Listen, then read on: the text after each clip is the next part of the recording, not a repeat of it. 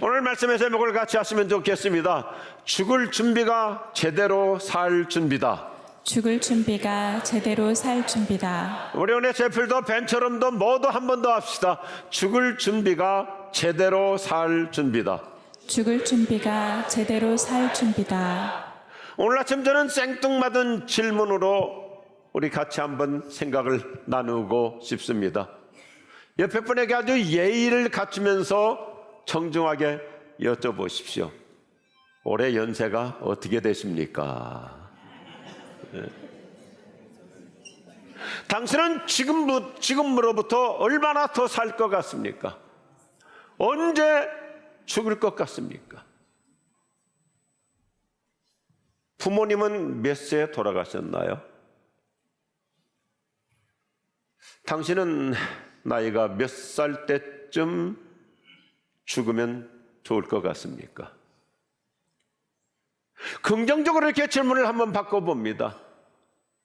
당신은 몇 살까지 사실 것 같습니까? 반응들이 전혀 죽지 않을 것처럼 하고 있습니다. 우리는 죽음을 공부해야 됩니다. 그래야 삶이 깊어집니다. 오늘 설교 제목 그대로 죽을 준비가 제대로 살 준비입니다. 우리가 잘 죽으려면 잘 살아야 합니다. 잘 살지 않으면 잘 죽을 수 없습니다. 우리가 잘 죽는다는 것은 마지막까지 잘 살아가는 것을 말합니다. 우리는 그리스도인답게 다음 영원한 미래를 살기 위해서 마무리를 잘해야 합니다. 우리가 인생을 잘 마무리하는 것은 어떻게 죽느냐 하는 것보다 나날의 삶을 어떻게 살아가느냐입니다. 단순히 죽음 얘기하는 것이 아니라 오늘 내가 어떤 인생을 살고 있느냐가 더 중요하죠. 인생의 마무리를 잘하기 위해서는 하루하루를 최선을 다해서 사는 거예요.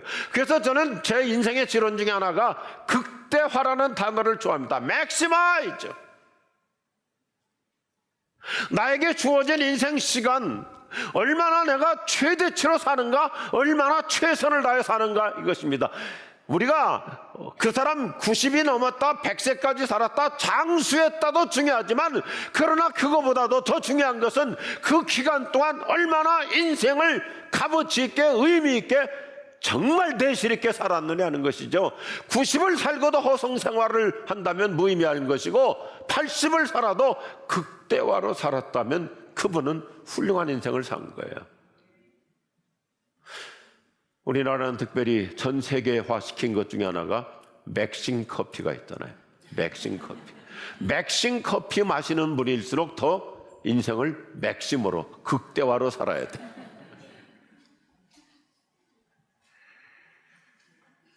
저는 2019년 9월에 암 진단을 받고 6년 세월이 지났습니다. 참 하나님의 은혜이죠. 저희 주치의 선생님께서 참 기분 좋게 말씀해 주세요. 장기 생존자이라고. 얼마나 좋은 단어입니까? 저는 아침에 일어날 때마다 이렇게 신선하게 기도해요. 주님, 오늘 또 새 아침을 맞이하게 해주셔서 감사합니다. 오늘 또 새날을 주시니 감사합니다.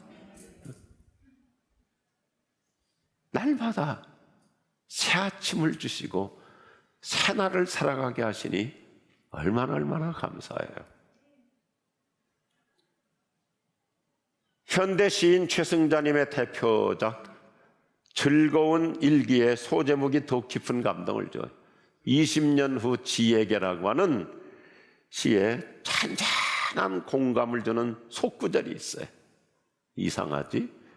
살아있다는 건 참 아슬아슬하게 아름다운 일이란다. 살아있다는 건 참 아슬아슬하게 아름다운 일이란다. 광화문 옆에 교보문고가 해마다 아주 좋은 문구를 큰 현수막 배너를 만들어가지고 붙이는데, 제가 2주 전에 승동교회 설교하고 오는데 그 배너를 보고 저렇게 사진을 찍어서 오늘 소개를 해드린 것입니다.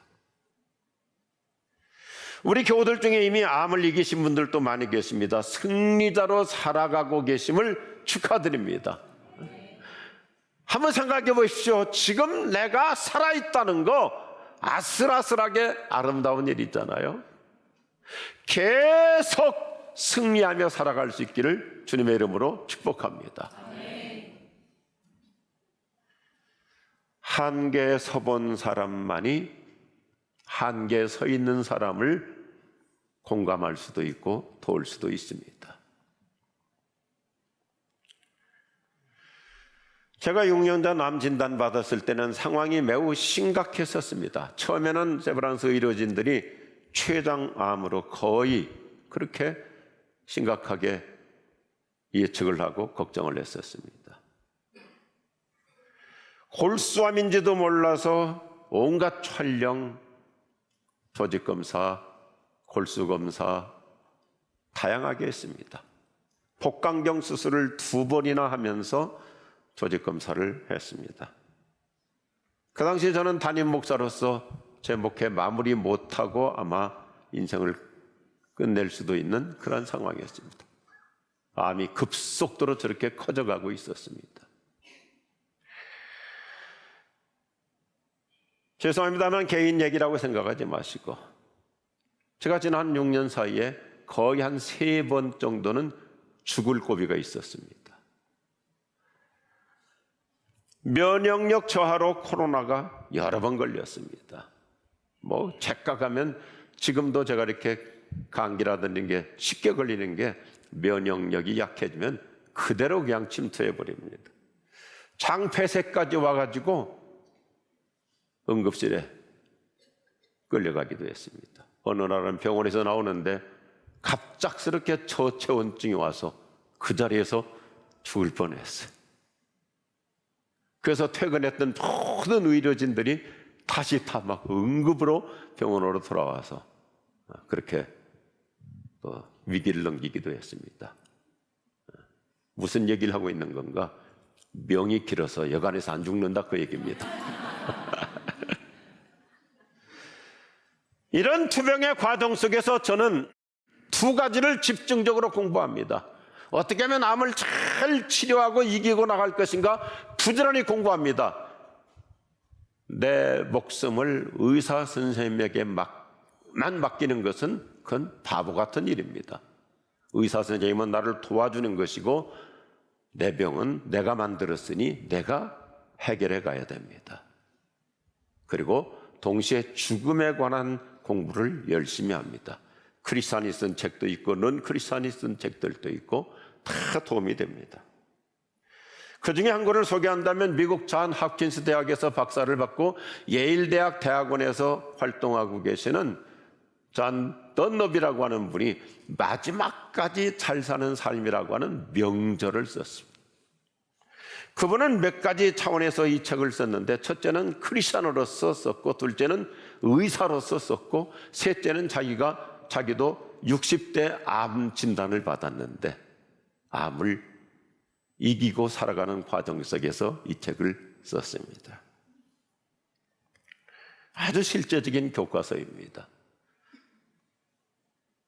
나이가 드신 분들은 이 책은 한번 꼭 읽고 특별히 우리 지구촌교회 후원회부에서는 이 책을 교과서로 공부하시면 좋을 것 같아요. 마지막까지 어떻게 아름다운 삶을 살아갈 것인가. 우리가 잘 죽으려면 그리스도인답게 제대로 살아야 됩니다. 그래서 오늘 설교 제목 별로 그렇게 인기 없는 제목이지만 엄연한 현실이기 때문에 이렇게 강조합니다. 한번 따라합시다. 죽을 준비가 제대로 살 준비입니다. 제대로 살 준비입니다. 지난 8월 중순에 우리나라에 들어와 있는 러시아인들 교회 연합 수련회를 저 충청도 속리산 애터미 연수원에서 했습니다. 저 부산 김해부터 시작해서 서울, 인천, 안산 양방향에서 모이기가 가장 적합한 중간지대이기 때문에 속리산 아주 고급 애터미 포레스트라고 하는 연수원에서 하게 되는데 비용이 상당히 비쌉니다. 그래서 제가 애터미 임원진들하고 한 달 동안 계속 조율해서 직원가보다 훨씬 더 싸게 혜택을 받았음에도 불구하고 그래도 비용이 비싸요. 감당하기가 쉽지가 않아요. 그런데 막판에 애터미그룹의 박한길 회장님께서 수천만 원의 그 비용을 자기가 결제해 주셨어요. 얼마나 감사해요. 얼마나 고마워요. 그래서 원래 예정에 없던 스케줄을 좀 조정해가지고 기왕에 회장님께서 이렇게 수천만 원을 한 4천만 원 정도를 지원해 주셨거든요. 그래서 특강을 좀 한번 해 주십시오. 그랬는데 오셔가지고 너무나 모두에게 깊은 감동과 도전과 그리고 너무 훌륭한 메시지를 전해 주셨어요.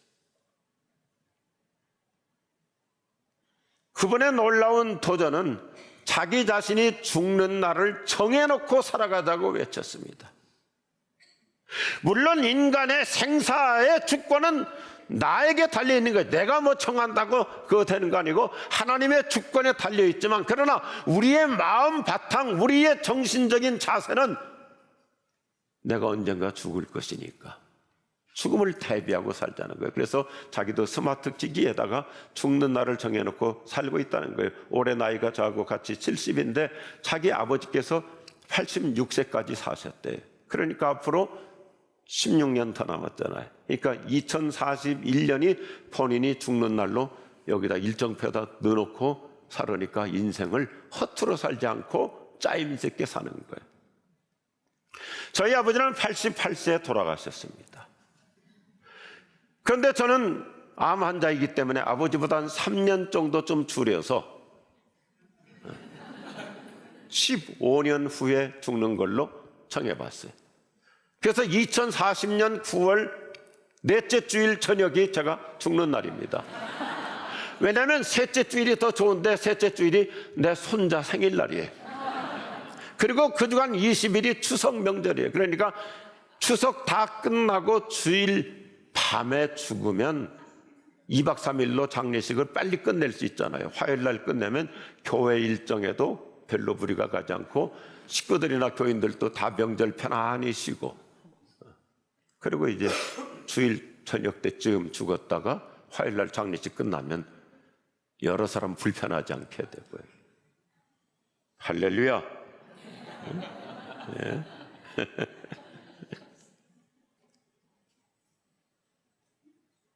앞으로 제가 15년을 더 산다. 이거 긴 세월이 아닙니다. 저는 뭘 하든지 실제적으로 하기 때문에 5년씩 3번으로 나눠보세요. 잠깐이면 지나는 거예요. 벌써 제가 담임 목사 은퇴한 지 4년째 돼가고 있습니다. 암 환자로 살아가고 있는지 벌써 6년 세월이 지났습니다. 이런 것을 전제하면 5년씩 나눠서 3번 살면 15년 훌쩍 지나가 버립니다. 한순간에 지나가는 거예요. 찰나적입니다. 그런 인생을 그렇게 허투루 살 수가 없는 거예요. 최대치로 살아야 되고 성실하게 살아야 되고, 어떻게 하면 내 인생을 값어치 있게 살 것인가, 최선을 다하게 되는 것이죠. 방심하지 않게 됩니다. 구약성경 전도서, 오늘 우리가 읽은 이 전도서는 인생의 실제적인 지혜를 주는 책인데, 오늘 전도서 7장과 8장 말씀에서 지혜라는 말을 14번 반복하면서 우리에게 아주 중요한 것을 가르쳐 주는데, 더 나은 삶, 모베러 라이프라는 이 지금보다 더 나은 삶을 살아가야 되지 않겠느냐고 11번에 걸쳐서 도전해요. 지금까지 잘 살아오셨습니다. 우리 지구촌교회 교우들 정말 훌륭하게 살고 계십니다. 지금까지 참 아름답게 살아오셨습니다. 그런데 성경은 뭐라고 하냐면 지금까지 살아온 것보다 모베러 라이프, 좀 더 양질의 삶을 살아가자고 11번에 걸쳐서 강조해요. 특별히 이 전도서는 잠언도 비슷하지만 이 코헬렛이라는 히브리어인데 비교 잠언, 대칭적 잠언으로 우리를 아주 쉽게 공감시켜 줍니다. 무엇이 더 나은 삶인가? 어떻게 하면 더 좋은 인생을 살 수 있는가를 역설적으로 쉽게 가르쳐 주는데, 저는 성경을 이렇게 아주 심플하게 만드는 걸 좋아해요. 1절에서는 태어난 날보다 죽는 날이 더 의미가 있어야 된다. 출생보다 사망이 더 값어치 있어야 된다. 2절에서는 잔치집 가는 것도 필요하지만 초상집에 가서 많은 것을 깨달으라. 3절, 웃으며 즐겁게 살고 기쁘게 사는 거 필요하지만 울면서 슬픔을 경험하는 것이 인생을 본연의 모습을 되찾게 해준다. 마지막 4절에서는 즐거운 잔치집에 가서 얻는 것보다 서글픈 장례식에 가면 깨달음이 더 많아진다. 아주 심플한 메시지죠. 그런데 얼마나 깊은 메시지입니까? 그래서 1절을 시작하면서 너무 단도직입적으로 돌직구로 들어가면 사람들이 좀 거부 반응을 보이니까 1절에서는 호사롭게 태어나는 것보다 명예롭게 사는 것이 얼마나 훌륭하냐, 이렇게 쉬운 얘기로 시작하면서 이런 대칭을 이룹니다. 호강하게 태어나는 것보다 복되게 죽는 것이 훨씬 더 양질의 삶이라는 것입니다. 오늘 말씀을 아주 간단한 단순한 비교와 대칭으로 우리에게 깊은 교훈을 주는데, 지혜로운 사람은 죽음에 대해서 많이 생각하지만 어리석은 사람은 눈앞에 보이는 즐거움밖에 생각하지 못한다. 근시안적으로 사는 거죠. 슬기로운 사람은 죽음을 생각하지만 어리석은 사람은 한순간에 즐거움밖에 모르다가 어느 날 허망하게 끝나버리는 거예요. 어리석은 사람의 마음은 늘 잔치집에 있지만 지혜로운 사람은 초상집을 생각합니다. 그래서 현대어 성경에서 2절을 또 이렇게 실제적으로 번역했죠. 초상집에 가는 것이 잔치집에 가는 것보다 낫다. 결국은 누구나 죽을 것이니 아직 생각할 시간이 남아있는 동안에 다른 사람의 죽음을 보고 자신의 죽음을 생각하는 것은 유익한 일이기 때문이다. 우리가 아주 멋진 잔치집, 특별히 요즘 젊은 층들 아주 고급 호텔에서 초호화 결혼식집에 갔을 때는 우리가 주로 비교의식을 느끼고 부럽기만 하고, 와, 대단하다. 뭐 결혼식 한 번 오는데 1억, 2억씩 들고요. 근데 거기서 깨닫는 것은 별로 없어요. 그냥 비교의식.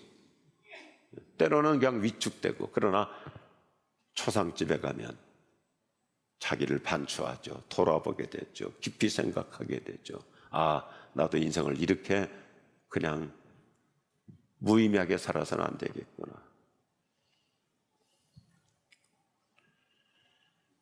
장례식에 가면 자신의 인생을 숙연하게 돌아보는 기회를 맞이합니다. 잔치집보다는 초상집에서 더 많은 것을 배웁니다. 인생은 결국 장례식으로 마무리되기 때문에 숙연한 마음가짐으로 자기 자신을 돌아보며 삶을 다시 정리합니다. 자신의 남아있는 인생을 제대로 살기로 결심합니다. 우리 너무나 익숙한 라틴어 명문장이 있잖아요. 메멘토 모리. 죽음을 기억하라. 누구를 막론하고 언젠가는 죽는다는 것을 염두에 두고 살라는 것입니다. 그 헬라 제국의 훌륭한 알렉산더 대왕의 아버지 필립께서 참 인생의 철학이 분명했어요. 자기 시종을 시켜서 매일같이 정오 12시가 되면 시종이 필립 왕에게 이렇게 얘기하도록 시켰다는 거예요. 폐하께서도 언젠가는 돌아가십니다. 폐하, 천하의 권력을 갖고 계시는 폐하께서도 언젠가는 돌아가십니다. 그래서 그는 인생을 참 값지게 살 수 있었다고 합니다.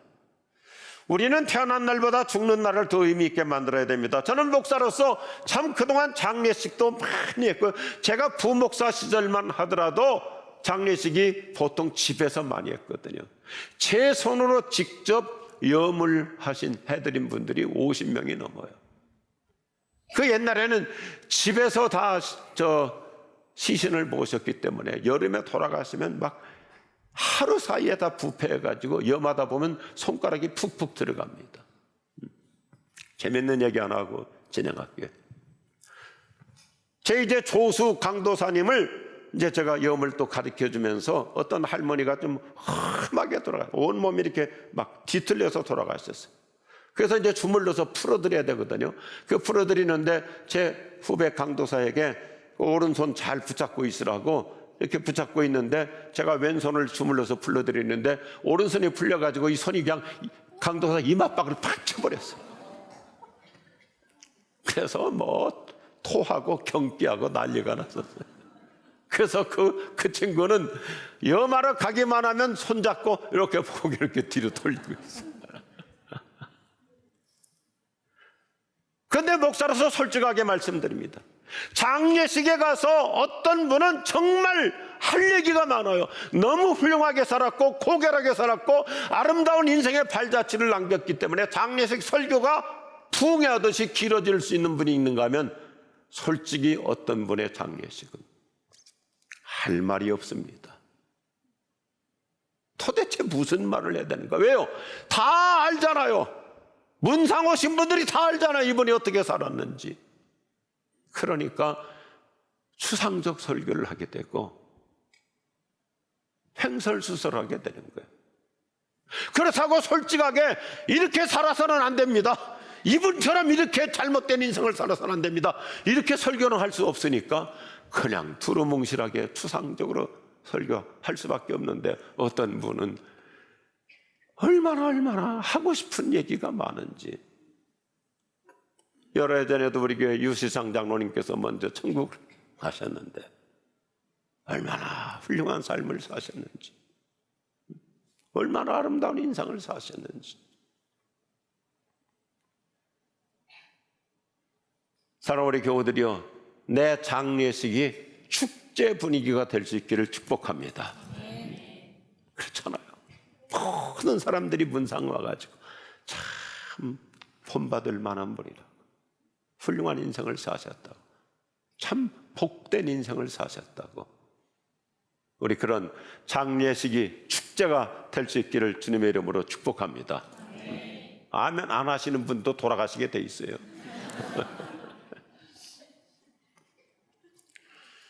우리는 인생의 시작보다 끝이 복되어야 합니다.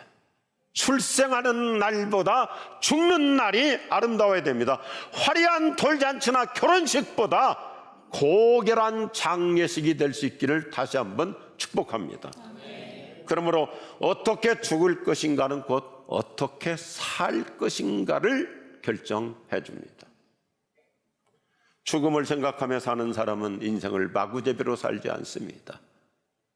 그렇게 허망하게 살지 않습니다.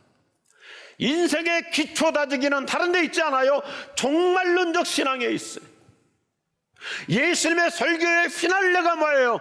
종말론의 예수님의 메시지는, 예수님은 언제나 종말론에다 초점을 맞춥니다. 오늘 밤 내 영혼이 어디에 가 있을 것 같으냐?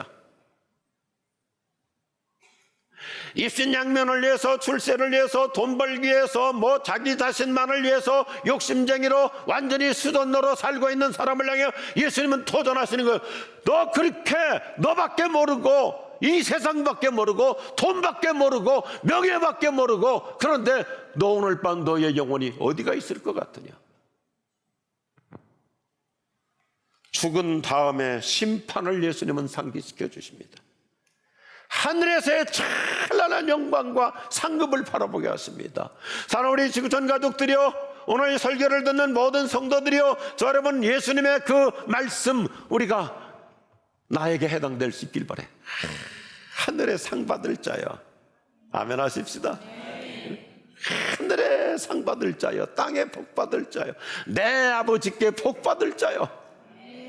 이런 인생 살아갈 수 있기를 축복합니다. 그리스도인의 죽음은 끝이 아니고 새로운 시작이에요. 제가 좋아하는 문장이 있는데, 이 땅에서의 선택이, 이 땅에서의 초이스가 하늘에서의 영원한 consequence, 영원한 결과를 초래하거든요. 내가 이 땅에서 어떤 초이스를 하느냐에 따라서 영원한 컨시퀀스, 영원한 결과를 스스로 만들어내는 것입니다. 그러므로 아직 예수님을 제대로 믿지 않는 분, 오늘 이 시간 이 자리에서 예수님을 분명히 나의 구주로 영접할 수 있기를 바랍니다. 저는 설교하기 전에 주님 앞에 준비실에서 간절히 기도했습니다. 하나님 아버지, 오늘 아직까지 교회를 다니고 있지만 아직까지 예수 믿지 않는 사람, 오늘 말씀을 통해서 반드시 예수님 믿고 영원한 천국을 보장받는 은혜를 주시옵소서. 반드시 오늘 예배를 통해서 구원의 사건이 있게 하여 주시옵소서. 제대로 죽으려면 예수님을 제대로 믿어야 하는 거예요. 나는 부족하여도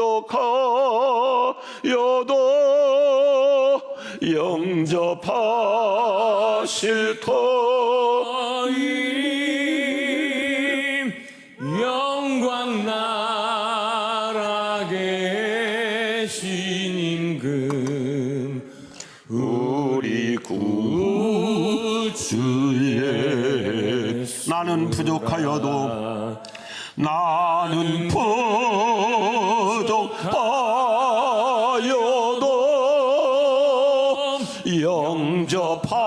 영접하실 터이니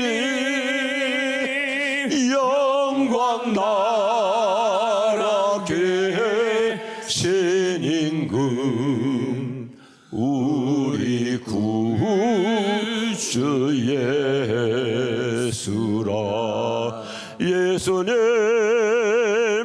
믿으면 모두 구원 얻으며 아멘. 영생 복락 멸류관 확실히 받. 우리 손 들고 할까요?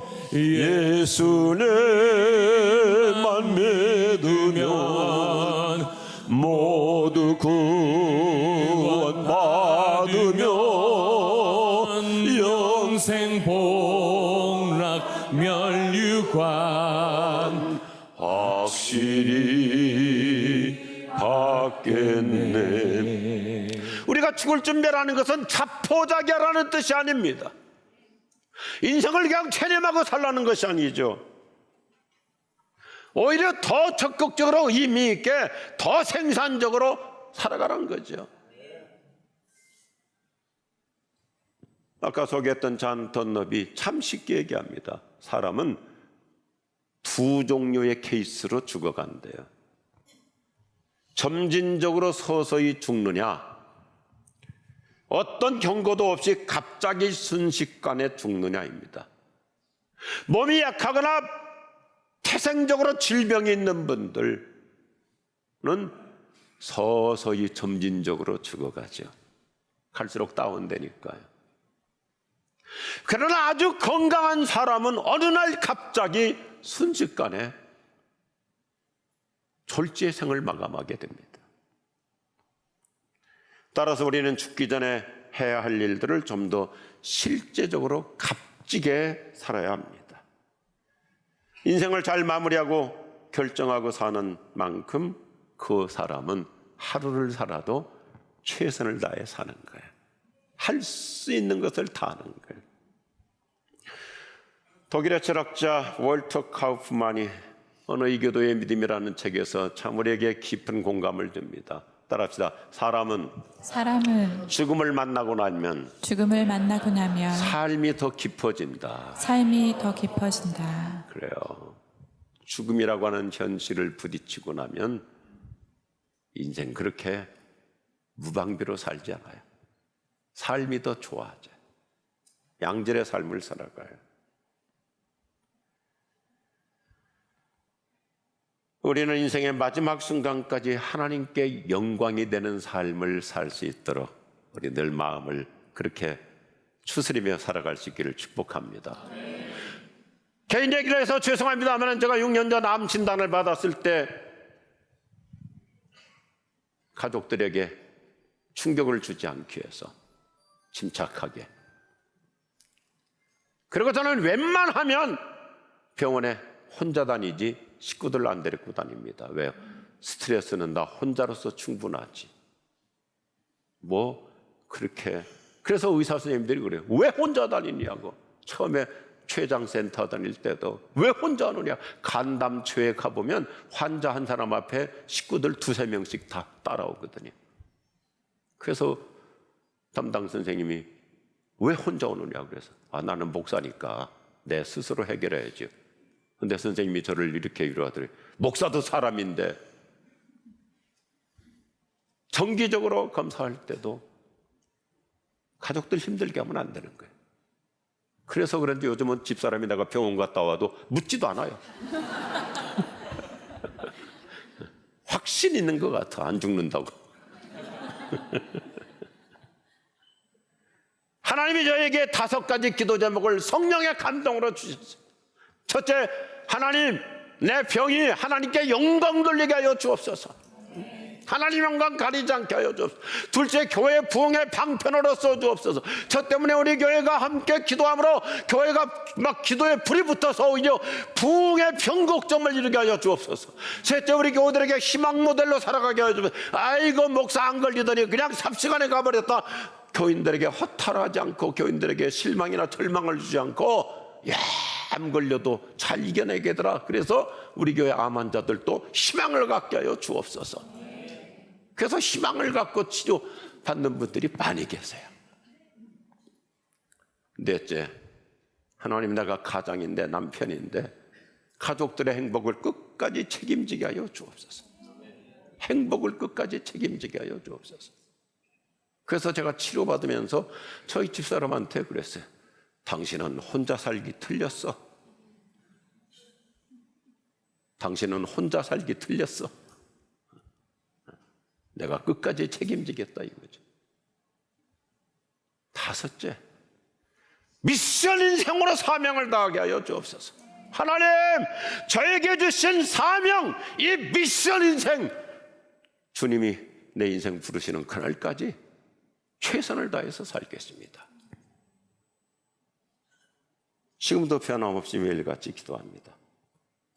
우리는 죽음이 힘든 사투가 아니라 평안히 주님의 품 안에 안기는 은혜가 있기를 바랍니다. 우리 기도해야 돼요. 막연하게 생각하지 마시고 나는 뭐 나이가 아직 젊은데. 제가 이 설교를 준비하면서도 젊은 중들에게도 이 메시지가 적용될 수 있도록 성령께서 감동을 주옵소서 이렇게 기도로 준비를 했는데, 마지막을 불행하게 연명하지 말고 복되게 운명을 맞이할 수 있는 은혜가 있기를 바랍니다. 막 온몸에 주렁주렁 주사기 달아놓고 그동안 모았던 재산 다 날려먹고 그렇게 여러 사람 힘들게 죽지 말고 하나님 저를 긍휼을 베풀어 주셔서 내가 불행한 연명자가 아니라 행복한 운명자가 되게 하여 주옵소서. 이 기도 필요한 거예요. 특별히 우리 부모님들 생존해 계십니까? 우리 부모님 힘들게 그냥 장구한 세월 동안 중환자실에서 연명하지 않고 하나님 앞에서 복되게 안기는 은혜를 주옵소서. 기도하실 수 있기를 바랍니다. 오늘 설교 잘못 듣고 또 오늘부터 우리 부모님 빨리 돌아가시게 없어서 그렇게 기도하지 말고 한번 상상해 보세요. 죽어가면서도 우리는 전도할 수 있고 죽어가면서도 우리는 덕을 세울 수 있잖아요. 참 그분 은혜롭게 아름답게 인생을 마무리하셨다. 우리 한국교회 큰 어르신이신 김진홍 목사님이라는 분이 계신데 그분 어머님은 얼마나 영성이 깊으신지 돌아가시기 1년 전에 본인 수익까지 다 준비해 놓으셨대요. 그리고 내년 몇 월 며칠쯤 하나님께서 나를 부르실 것이니 그날 다른 약속 잡지 말고 다 모이라. 참 특별한 은혜이죠. 그래서 1년 후에 자식들 다 모아놓고 덕담하시고 기도해 주시고 찬송하는데 그대로 주님 품에 안기셨대요. 우리 부모님들에게 우리 자신들에게도 이런 특별한 은혜가 있으면 좋겠습니다. 영국에 나온 성경학자 매튜 헨리가 이런 신조를 말합니다. 따라하십시다. 마지막 날을 준비하면서 마지막 날을 준비하면서 매일의 삶을 살아야 한다. 매일의 삶을 살아야 한다. 내가 오늘 어떤 사람이 되느냐가 영원한 나를 결정하거든요. 죽음에 대해서 우리는 무겁게 생각하는 것이 아니라 네거티브하게 생각하는 것이 아니라 오히려 내 인생을 아름답게 마무리하는 참 승리가 될 수 있는 그런 인생, 우리 하나님의 은혜로 그런 인생 살아갈 수 있기를 축복합니다. 한 번 더 반복하십시다. 죽을 준비가 제대로 살 준비입니다. 제대로 살 준비입니다. 기도하십시다.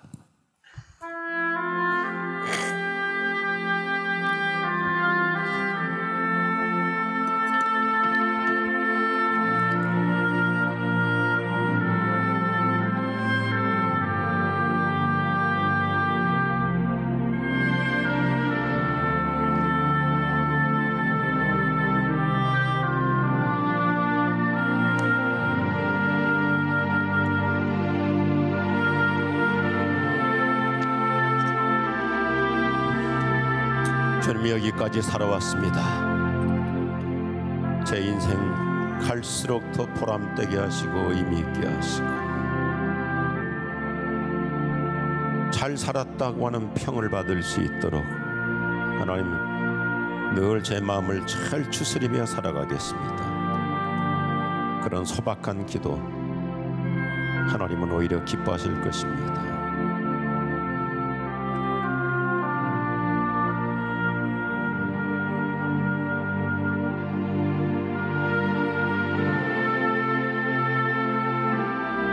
우리 부모님들 복되게 주님 품에 안기게 하여 주옵시고 나이 드신 우리들 하나님 은혜롭게 마지막까지도 마무리도 내 죽는 것도 전도가 될 수 있고 덕이 될 수 있는 이 특별한 은총을 베풀어 주시옵소서.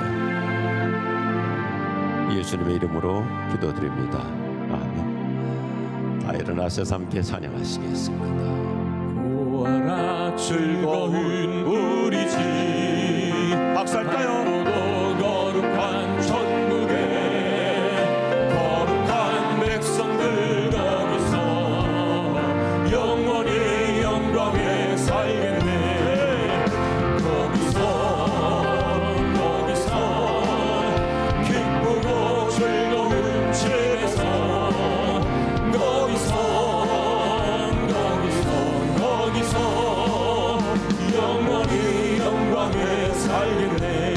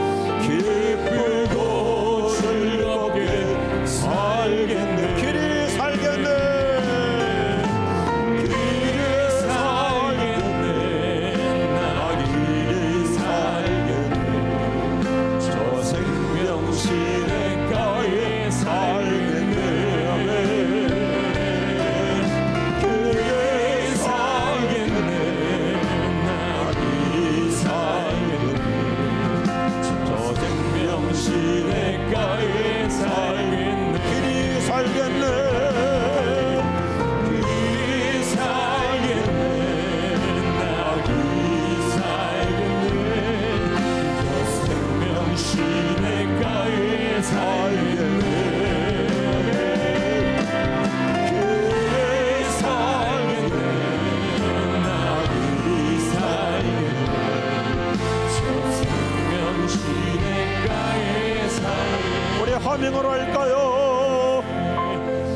그리 살겠네 나 그리 살겠네 저 생명 시냇가에 살겠네 그리 살겠네 나 그리 살겠네 저 생명 시냇가에 살겠네 제가 오래전에 세브란스에서 수십 년 동안 의사 생활을 하셨던 한 훌륭한 크리스천 닥터한테 이런 얘기를 들었어요. 자기가 암 환자 한 500여 명을 임종을 지켜봤는데 예수 믿지 않고 죽는 사람들일수록 그 공포와 두려움 속에서 죽는가 하면 그 암이라고 하는 그 통증 속에서도 예수 믿는 사람들은 마지막 편안하게 안기더라. 이분의 표현이 너무 멋있어요. 왜 어떤 사람은 두려움 속에 죽고 왜 어떤 사람은 평안히 안기는가? 그분은 이렇게 얘기합니다.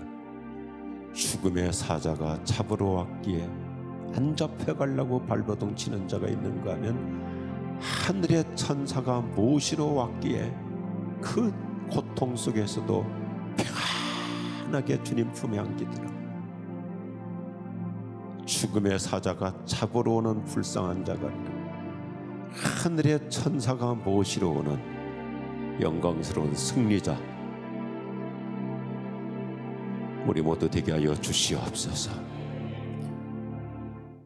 주 예수 그리스도의 은혜와 하나님 아버지의 사랑하심과 성령의 감동하시고 위로하심이 우리 모든 성도들에게 우리 온 가족들에게 특별히 우리 연세가 있으신 부모님들과 우리 모든 교우들에게 영원히 함께 없으기를 축원하옵나이다. 아멘.